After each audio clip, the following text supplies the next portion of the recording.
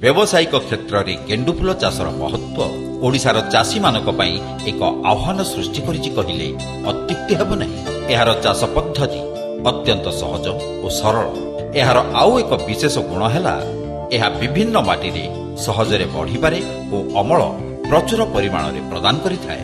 गेंडु प्रकार भेदरे दुई प्रकार जथा आफ्रिकीय गेंडु जहा 1 मीटर पर्यंत बढ़ी थाए और द्वितीयटी हैला फरासी गेंडु जहा 45 सेंटीमीटर जाए बढ़ी थाए। शंकर जातीय गेंडु रे विभिन्न रंगर समावेश घटिबा सहित बहुत दिन जाए सतेज रही थाए। गेंडु चाष बालिया दोरसा माटी अर्थात जेउ माटी रे 35 रु 50 भाग बाली 45 रु 60 भाग पटु और 5 भाग जैविक वस्तु थाए सेही माटी बेस उपयुक्त। माटी रे पानी जमु नथिले उर्वर माटी हेइथिले एवं पानी धरी रखिबार क्षमता अधिक थिले और यथेष्ट खरा पाई पारुथिले गेंडु फूल अमल बेस भल हुए। अधिक उत्ताप अमल देवारे बाधक साजे। ओडिशा रे गेंडु उत्पादन पई खरीफ और रबी ऋतु उपयुक्त। चाष पई हेक्टर पिछा 50 टन सड़ा गोबर खत पकई जमी रे भल भाबरे हळ करी मिसेइबा दरकार। 12 मासी गेंडुरु जुलाई मासरु डाळ काटी लगाइबा बा कटा कलमीकरण द्वारा चारा प्रस्तुत करा जाय।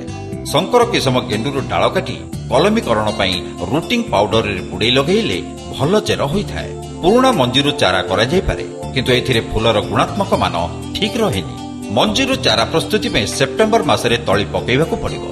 मंजीरु चारा जेतेबेले 5 सेंटीमीटर उच्च होई जाय सेतेबेले मुख्य जमी रे रोपण करबा उचित। चारारु चारा 40 और 30 सेंटीमीटर व्यवधान रे लगा जाई पानी दिया जाय। सुफल भଳି मिश्रित सार एनपीके 15-15-15 हेक्टर पिछा 2 क्विंटाल को 2 भाग करी चारा लगेबार 15 दिन परे और अवशिष्ट अधक लगेबार 45 दिन परे दिया जाय। कढ़ आसीबा समय रे पोटास देई पानी दबा और प्रति 7 दिन रे थरे घास बाछि माटी खोसेबा दरकार। चारा लगेबार 40 दिन परे गेंडु गछर अग को भांगी देबा द्वारा गछ झंकालिया होइताय और बेसी फूल धरे। रोग दाउरू रक्षा पई मझिरे मझिरे बॉक्साइट किबा डिथेन एम 45 किबा डिथेन एम 78 प्रति लिटर पानी रे 3 ग्राम हिसाब रे स्प्रे करिबा और पोक दाउरू रक्षा पाइबा पई प्रति लिटर पानी रे 2 रु 3 मिलीलीटर मालाथियन स्प्रे करिबा दरकार। फूलर आकारରୁ फूल तोलिबा समय जानी सकाळ और संध्यारे ठंडा समय तोलिबा विधेय और तोलिबार 2 घंटा पूर्व पानी देवा उचित। फल फूल सतेज रहे। चाषी भाई माने बजार रे फूलर आवश्यकता को उपलब्धि करी व्यावसायिक भित्तिरे गेंडु चाष करुछथि।